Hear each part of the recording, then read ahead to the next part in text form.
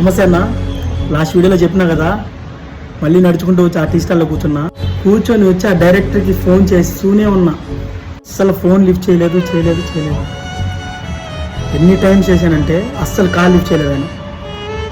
ఇంకా నాకు ఫుల్ ఆకలి.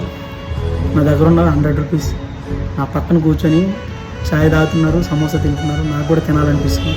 బట్ నేను ఆ డబ్బులు ఖర్చు పెట్టుకుంటే నేను మళ్ళీ ఎక్కడికి వెళ్ళలేను. నా కాడ ఉన్న 100 రూపీస్.